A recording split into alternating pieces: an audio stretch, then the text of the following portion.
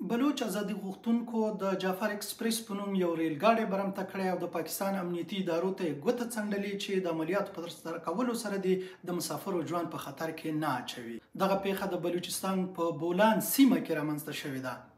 ریل ګاډی د بلوچستان څخه د پیښور په لور روان و چې له 410 څخه زیات مسافر په دغه کې سوار وو.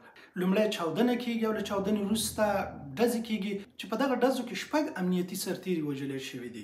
بل لوري پاکستاني چارواکو د دغه خبر له خپرېدو وروسته ویلي دي چې دوی په سیمه کې اضطراري حالت اعلان کړی دی. روغتونونو ته امر کړی چې اضطراري تدابیر ونیسي او په سیمه کې د وضعیت د آرامولو لپاره ابتدایي هڅې پیل کړي دي.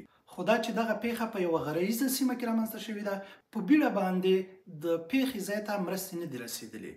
بلوچ ازادي غوښتونکو که څه هم د دغې پیښې مسؤلیت په غاړه اخیستی، خو تر اوسه پورې په ډاګه کړې نه ده چې د دغې برمته شوي کسانو په مقابل کې دوی د پاکستاني لوري څخه څه غواړي.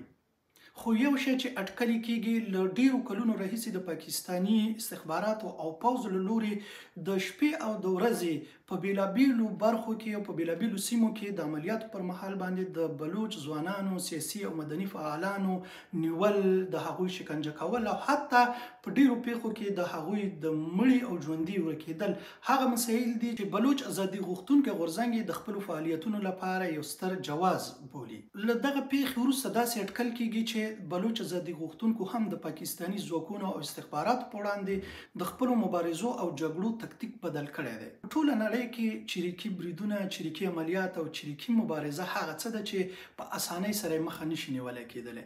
په دغه ډول مبارزه او په دغه ډول جګړه کې د عاملینو طرف ته تاوان کم، ولې جانب مقابل ته ډیر تاوان او شدیده رواني ضربه ورکولی کېږي. 4,500 شاوخوا کسان کم خلک نه دي. د بشري حقونو سازمانونو په بیلابیلو وختونو کې په خپلو راپورونو کې ویلي چې د پاکستان په زندانونو کې زیات شمیر بلوچ ځوانان، ازادي غوښتونکي، مدني فعالان او سیاسي فعالان زندانیان دي، شکنجه کیږي. او همدا ډول ډیر شمیر داسې بلوچ ځوانان دي چې له کلونو راهیسې د هغوی مړی او ژوندی ورک دی او معلومه نه ده چې هغوی مړه دي که ژوندي، او آیا د پاکستان د استخبارات سره په زندانونو کې دي او کنه وژل شوي دي. دا به د ورځې په اوږدو کې روښانه شي چې د دغې پیښې په شا او هدف څه دی، او همدا ډول بلوچ ازادي غوښتونکي د دغه برمته شوو کسانو په تبادله کې د پاکستان له پوځه څه غواړي.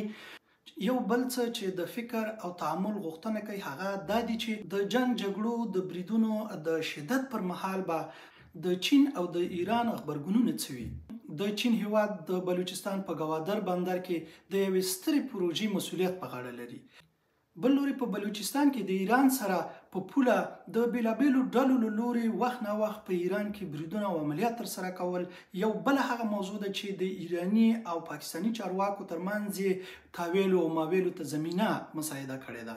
حتی ځینې وخت دغه ډول پیښې د دې سبب شوي دي چې د دواړو له لوري وخت نه وخت په خپل سري عملیات د یو بل په خاورو کې ترسره کړي.